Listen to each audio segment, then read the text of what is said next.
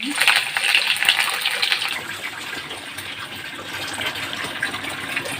মোৰ কাঁহীখন ৰেডি হৈ গ'ল।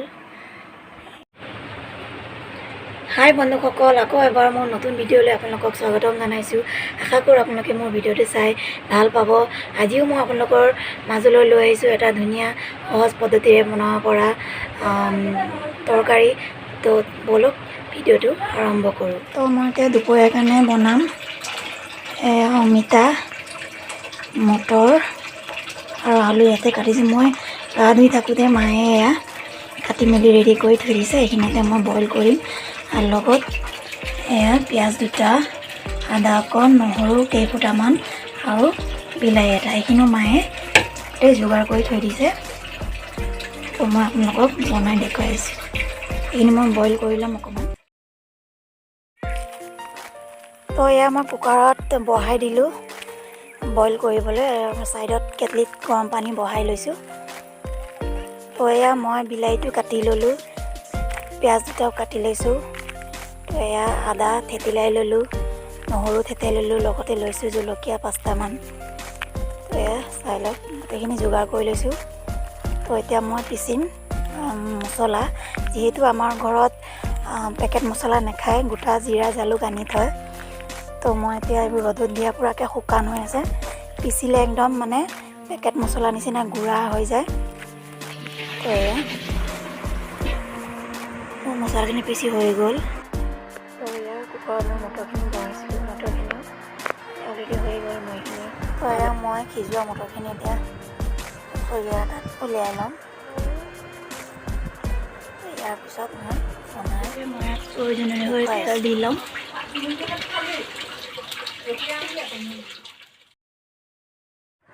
কেৰাহী গৰম হৈ গ'ল। তো মই ইয়াত দিম কাটি লোৱা পিঁয়াজখিনি।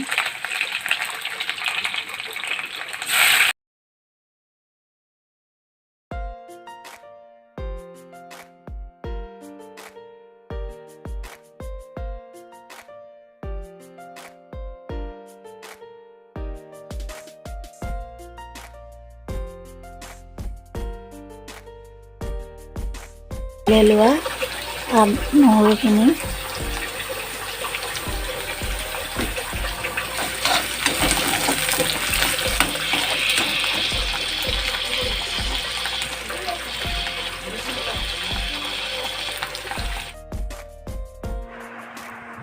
তো ইয়াত দিছোঁ মই থেতেলিয়াই লোৱা আদাখিনিও, লগতে দিম শুকান জলকীয়াকেইটা 4-5টা দিছোঁ। অকণ লৰাই ল'ম।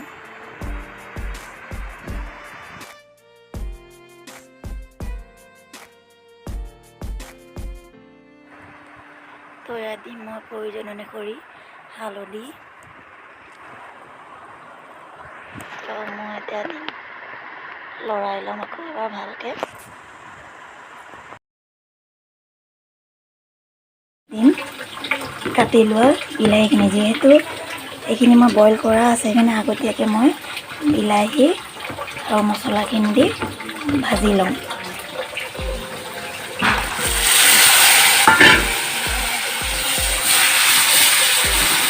বিলাহীখিনি দি লৈছোঁ।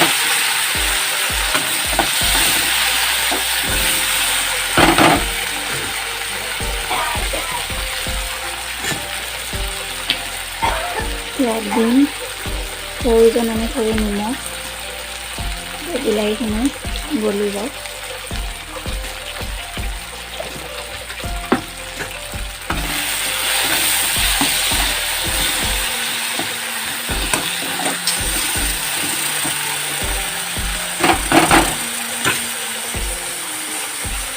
তো এইফালে মই দালি বহাই দিছিলোঁ, দালিখিনি তেল মাৰিব এতিয়া। ইয়াতে দিম মই পিচি লৈছিলোঁ গোটা জিৰা আৰু জালুক, এইখিনি ইয়াত দি ল'ম।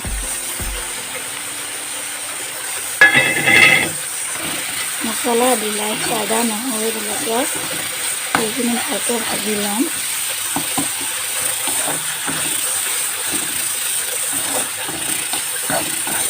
তাতে মছলাত জলকীয়াটো আপোনালোকে যিমানটো জ্বলা খায় সিমানটো জোখৰে দিব। মছলা কেঁচা কেন্দ্ৰখিনি বেছি যায়। তো এয়া মছলাখিনি এখন সিজি গৈছে। ইয়াত অকণমান গৰম পানী লওঁ, অকণমান গৰম পানী দি ল'ম। এই মছলাখিনি ভালকৈ সিজি ল'ম।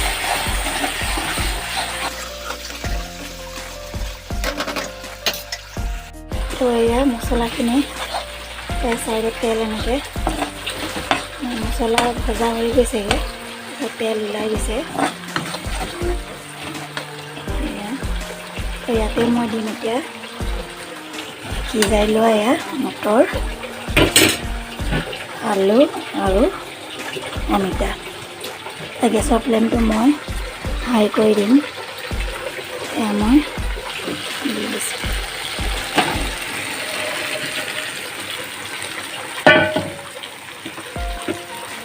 ভালকৈ লৰাই ল'ম।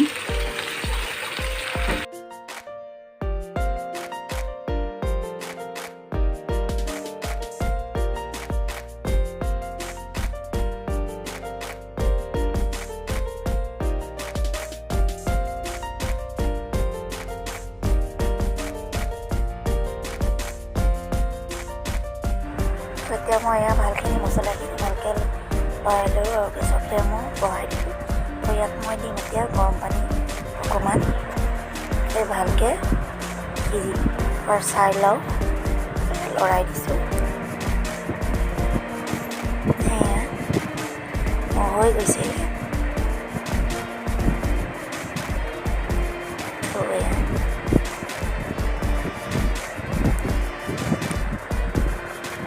অকণমান পানী এড কৰি দিছোঁ, অকণমান উতল আহিবলৈ দিম। তাৰপিছত মই চব্জি ৰেডি।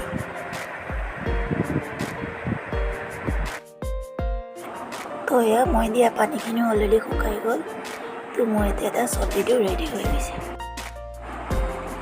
তো এয়া যিহেতু অমিতা মই ডাঙৰ ডাঙৰকৈ দিছোঁ, প্ৰেছাৰত দিলে এনেও কুকাৰত গলি যায় কাৰণে আলুখিনিও সিজি গ'ল।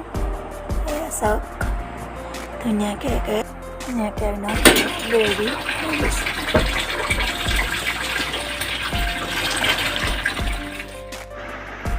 তো মোৰ এয়া দুপৰীয়া থালিখন ৰেডি হৈ গ'ল। মচুৰ দালি বনোৱা আপোনালোকক মই নেদেখালোঁ, যিহেতু আপোনালোকে সকলোৱে জানে।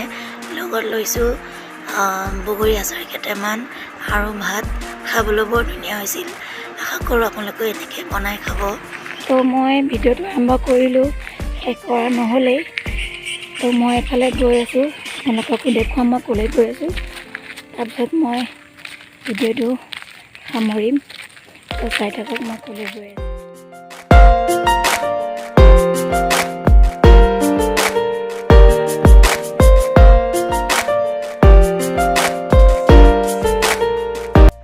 তো দুজনী অকণমান আহি ইয়াত খেলি ল'লে। এয়া তো এয়া দেখিছে মই আহিছোঁ, এইটো কি গছ চিনি পাইছেনে বাৰু? এয়া এইটো পাতটো চিনি পাইছেনে? তো এইটো মই বেলগছৰ তলত আহিছোঁ, যিহেতু কাইলৈ সোমবাৰ। মই বেলপাত কিনিবলৈ আহিলোঁ। তো কাইলৈ মন্দিৰলৈ যাম। তো এয়া মই লৈ লৈছোঁ বেলপাতখিনি চিনি পলিথিনটো।